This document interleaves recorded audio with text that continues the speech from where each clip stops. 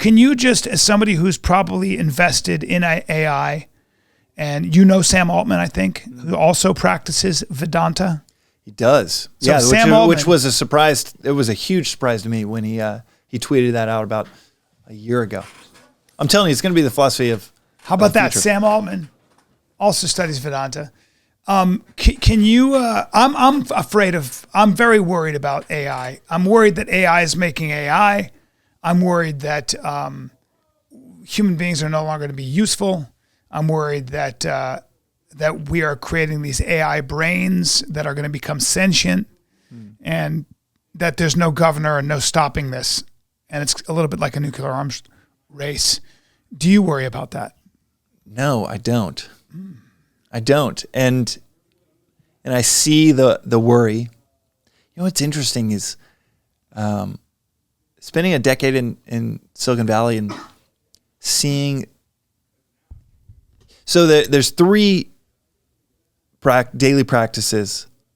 Promise the relevance of this will be clear, but there's three daily practices within Vedanta. If there's anything I'll shove into a conversation, is points on Vedanta. But the three daily practices are question everything, don't take anything for granted, and study and reflect daily. So yeah, you have that lunch with a friend, you can easily get your entire world hijacked because they made 20 mil last year. And you're like, what the fuck? I thought I was above this. Now I need to figure out what are they. I got to go make money. And if you don't study and reflect, you could study St. Augustine, you could study Socrates, you could study, Descartes, as I like to say. Socrates and Descartes. And you could study any philosophy you want. But study something timeless. Study something over 1,000 years old. And if you don't do it daily, then when you do it, it's like a grounding wire. For that lunch, 5 hours later, you have that grounding. You go 3, 4, 5 days, 30 days, 4 months from this stuff, you're just going to get your thinking. You will start to outsource your thinking. The second practice each day is to not take anything for granted. So it's so interesting within my conversations with people down in LA, they're so scared of AI. And I think in general, over the last 10 years, they're like, anything Silicon Valley they hate because, I don't know, they grew up their whole life thinking this was the Well, there was mecca a Rogan podcast with Tristan Harris and Reza Raskin, Yeah. who created Infinite Scrolling. Do you know those guys at all? Tristan is, let's put it this way. I think it was Nassim Taleb that said, never trust anyone who makes a salary, and never trust anyone in their field who makes a salary in that field. So you might not trust me because I've invested in AI startups. And in fact, just the default would be to not trust me. Tristan is literally compensated for how much fear he drums up. His bank account goes up with each click that, and as an ethicist, each fear-mongering impression he gives on the world, his sphere's radius of influence goes up. So he is increasingly seems like a good compensated. guy. Are you saying that he may have that internal he's got subconscious bias? Or?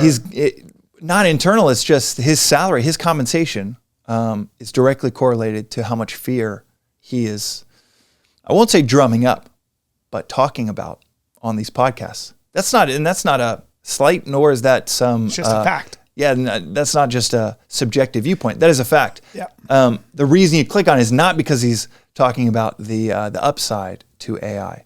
Right. You click on it because you want to hear about the 10% chance that it destroys the world. And that 10% is so pulled out of thin air. This is in a book called Precipice, where I will say we should be thinking about AI way more than we're thinking about climate change. Yeah. Because of this book, Precipice, it does talk about this direction of climate change having a chance in catastrophe, in a global catastrophe that decimates the population by 90% in the next 100 years. Something microscopic. It's something like fraction of a percent. And this book, out of thin air, consults some experts, says AI is 10% chance. That's a good call to arms of we should be discussing this because it is 100 times more. The amount of structural conversation and structural resources going to climate change is way kind of, is kind out of of proportion to what should be out of going proportion. to AI. Is kind of exactly out of whack versus how important AI is. But I just look at it as there is an immense responsibility for us to develop AI properly.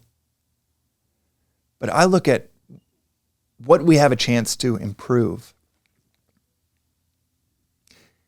We will look back and say 2024 was still the Dark Ages. The Dark Ages did not end in 1750. The amount of unhappiness that exists in the world, which we've touched on, especially in developed countries, which we also touched on. So even that statement of like a township versus Santa Monica, this is well born in the data. This is not just like one guy's experience. The rate of depression climbing in developed nations, climbing faster than in developing nations, should have us all worried that our current trajectory is making us less happy.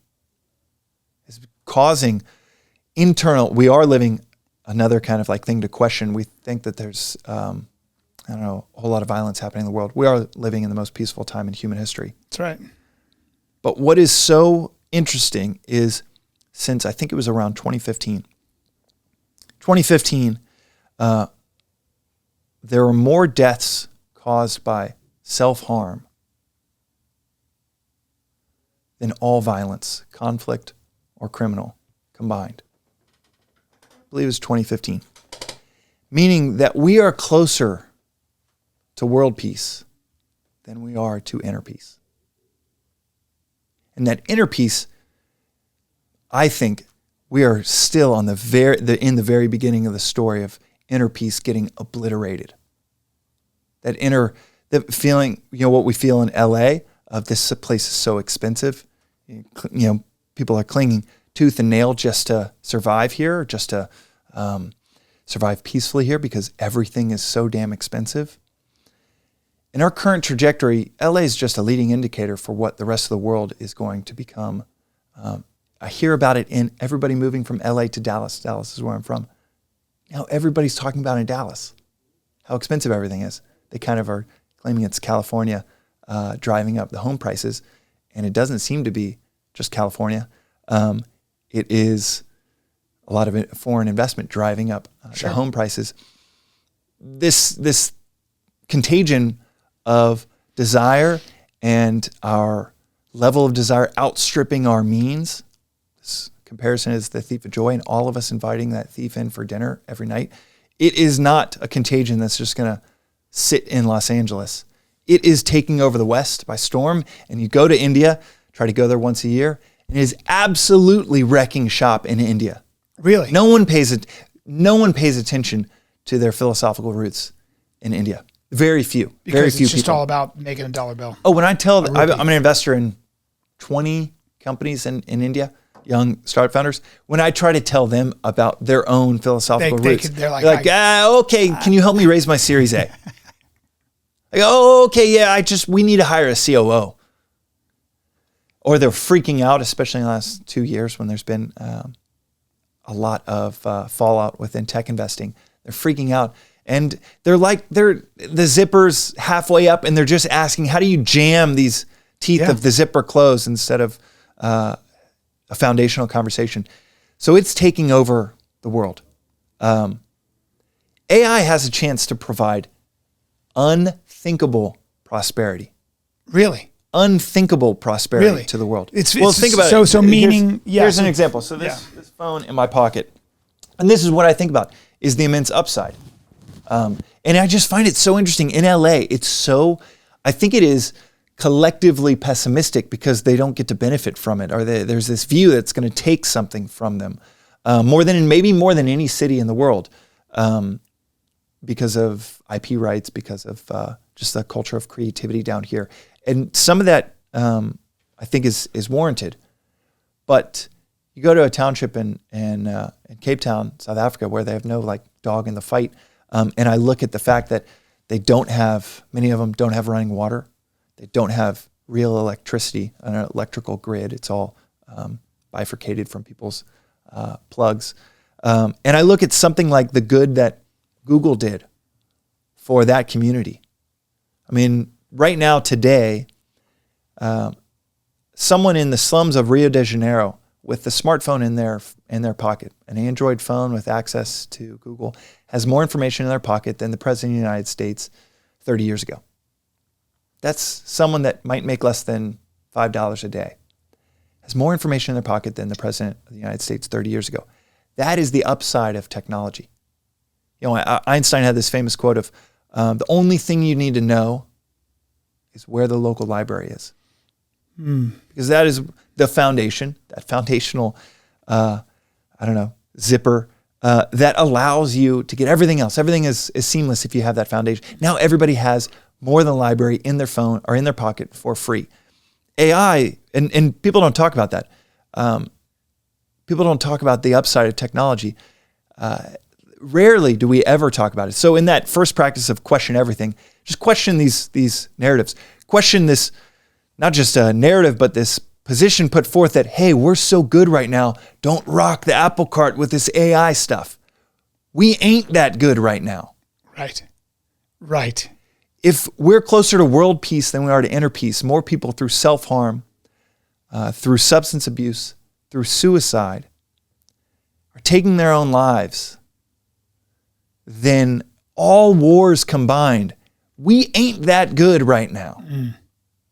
And we're still prescribing the same medicines. If you were a doctor in 1998 and you left practice, you came back in 2024 and you were a psychiatrist prescribing medicine for mental health, you would be prescribing the same medicines Xanax you were prescribing 26 years ago.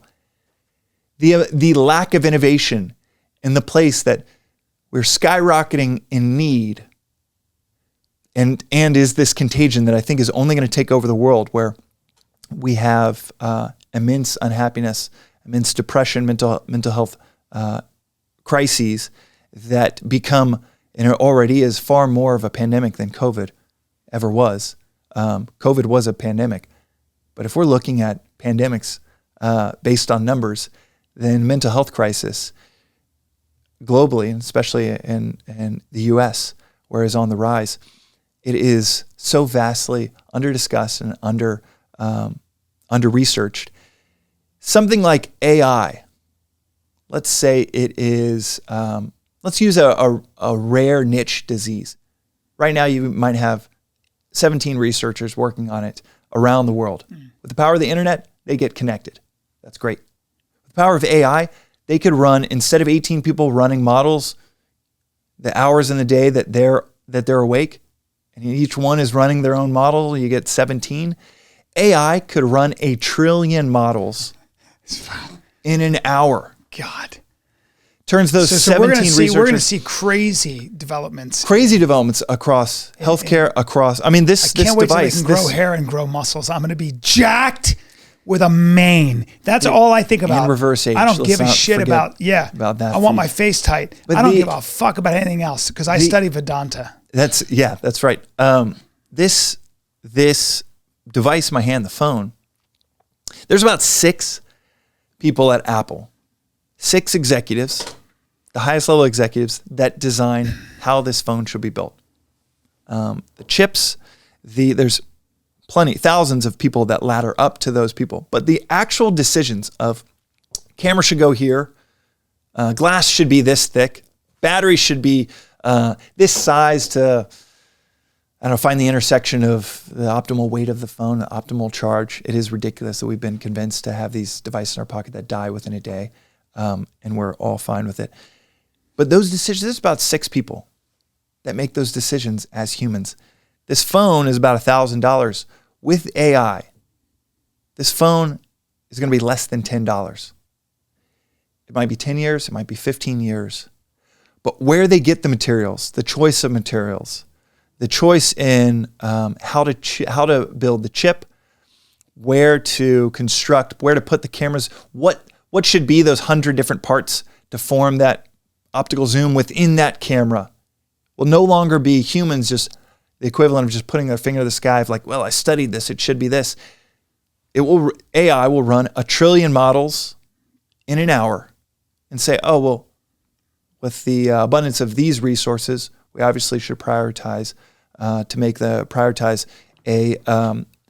a schema that makes the phone this way, uses these inputs, uses this type of battery technology. That's how your hand holds. That's how your hand would hold it.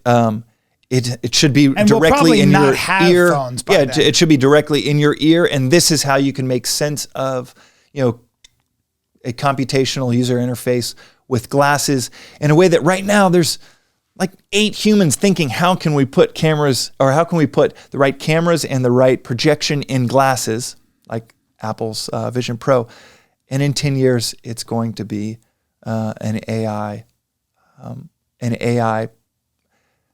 powered design firm that is not only being used by Apple, but everyone can use it for this podcast studio to help Dylan figure out, I should be using these cameras, put them in this angle, and the editing. Oh my God, it's happening as the episode is happening or is being recorded. It is insane how we are living in the dark ages. We are basically still cave people drawing the buffalo on the cave wall. We're just like, but that taking same a photo technology and sending it to and that same friend. brain can be used for destruction as well. It can also be used to thwart destruction. It can be used to thwart destruction. And I like using the word thwart.